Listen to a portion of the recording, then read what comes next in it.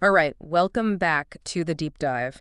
Today, we're going deep, really deep, into something pretty fundamental, Yeah, how countries actually decide who belongs, who gets to be a citizen. it's a big one. It is, and we've got some fascinating sources here, articles, legal documents, historical stuff. We're talking just soli, right, of the soil, Yeah. and just sanguinis, right, of blood. A lot of Latin, but really important concepts. Right, exactly. So basically, we're trying to get to the bottom of like, why does one country say, hey, born here, you're in, and another's all about your parents' nationality? Yeah, like where do these ideas come from? What are the implications? Exactly, all that. So let's kick things off with Jasali. Right. Right of the soil, you're born within a country's borders, boom, you're a citizen. The classic example, the U.S., right? Yep, for the most part, that birthright citizenship is pretty solid, though hmm there are always exceptions like children of foreign diplomats, things like that. Right, right. But by and large, pretty straightforward. But then you look at other countries, and it gets a little more complicated. Definitely. Take the UK, for example. You're born there, great. Yeah. But if you want citizenship, at least one of your parents usually needs to be a legal resident or a citizen themselves. So it's not just about where you pop out, it's also about your parent status. Exactly. Mhm. And you see similar things in Ireland, too, that emphasis on parental residency. Hmm. Interesting. And this whole just Solly thing, it's super common in the Americas, right? Like Canada, Mexico, Brazil, they're all about it. It is. Oh. Makes sense historically, right? I mean, so many of those nations were built on immigration, so Yeah. offering a clear path to citizenship. Yeah, yeah, totally. Like, come on in, be a part of this. Okay, so that's Dasali. Now let's flip the script and talk Sanguinis.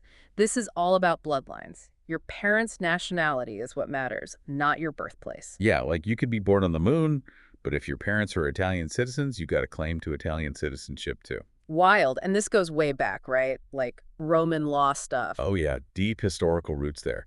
And it's still huge in many parts of Europe and Asia. Makes you think about, like, how different cultures view belonging.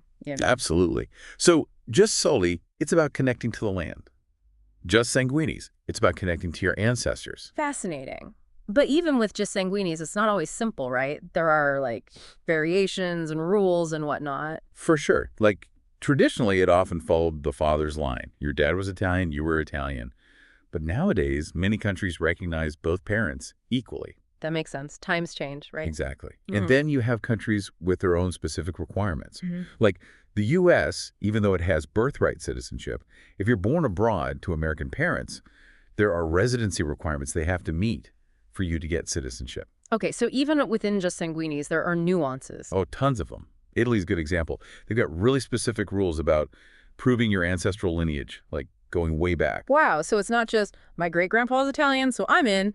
Nope. You got to do your homework, show the paperwork. Yeah. And then there are some countries that have had, let's say, interesting rules in the past. Like in Italy before 1948, it was really hard to get citizenship through your mother's side.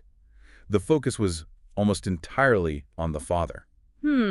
So these are the kinds of things that make this whole topic so fascinating. It's like history, law, culture, all mixed together. Absolutely.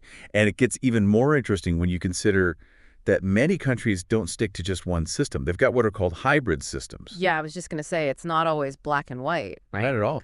Like the U.S., it's got its birthright citizenship, but it also grants citizenship based on parentage, like we were talking about. It's a blend. So it's kind of like they're trying to balance these two ideas, the right of the soil and the right of blood. Exactly. And you see that in a lot of places, like the UK, Germany, France, Australia, India. They've all got these hybrid systems with their own specific rules about how they weigh birthplace and parentage. And it makes you wonder, like, what are they trying to achieve with these systems? Are they focused on integration, maintaining cultural ties, preventing statelessness? It's like a reflection of their values. Totally. It's like each system tells you something about how that country sees itself and its place in the world. It's so deep, man. I mean, this is the kind of stuff you don't really think about every day, but it has such a huge impact on people's lives, like where they can live, where they belong, their sense of identity. Right. And in a world where people are moving around more than ever, these questions are only going to become more important. For sure. So, to recap, we've got these two main ways countries decide who's in and who's out, just Sully and just Sanguinis.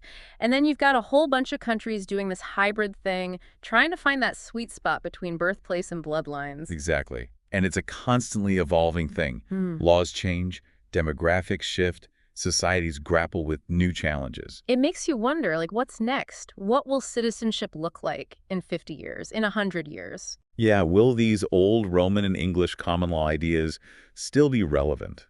Will we see new principles emerge? It's hard to say, but it's definitely something to ponder. It is. It is.